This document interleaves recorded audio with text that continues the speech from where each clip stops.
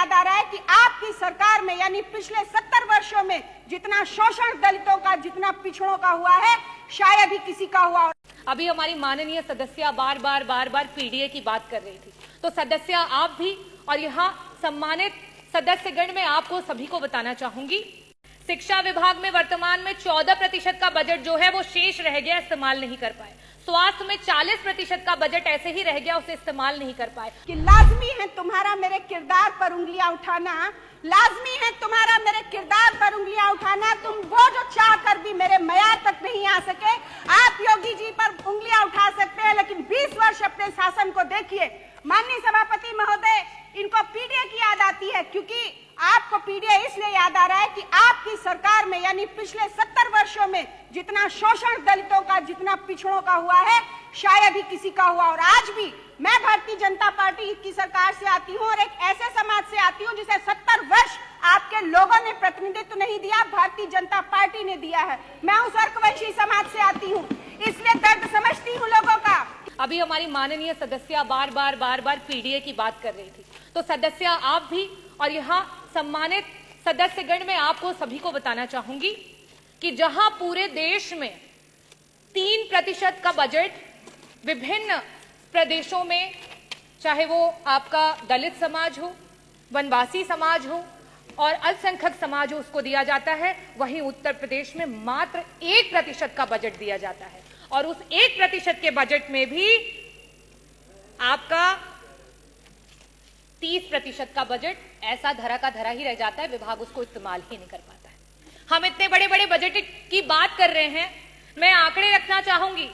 शिक्षा विभाग में वर्तमान में 14% का बजट जो है वो शेष रह गया, इस्तेमाल नहीं कर पाए।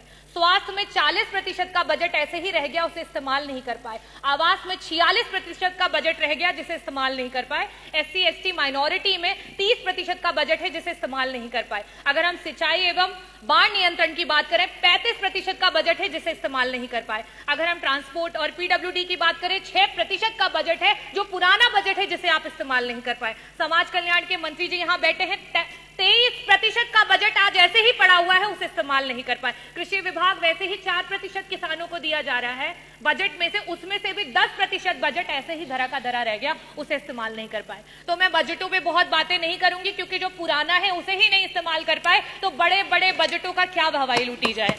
मैं बात करना चाहूंगी अपने देश की एकता की, क्योंकि जिस समय यहां अंग्रेजी की बात हुई, उस समय उर्दू के बारे में बहुत बड़ी बड़ी बातें की गई। उर्दू में जो लोग बोलते हैं उनको कुछ शब्दों से नवाजा गया। हमारे देश में उर्दू को बड़े ही लगाव से देखा जाता है। हिंदी अगर हमारी मातृभाषा है, तो आज का ये जो देश है वो अंग्रेजी से भी नहीं घबराता है, अंग्रेजी को सीखने की पूरी इच्छा रखता है। पंडित ब्रिज नारायण जी, पंडित रतन नाथ सरहार जी, मुंशी प्रेमचंद जी, पंडित आनंद मोहन जी, यहां तक कि उपराष्ट्रपति रहे हुए कृष्णकांत जी, इन सभी लोगों का उर्दू से बहुत लगाव था। तो क्या इनके लिए भी उन्हीं शब्दों से नवाजा जाएगा?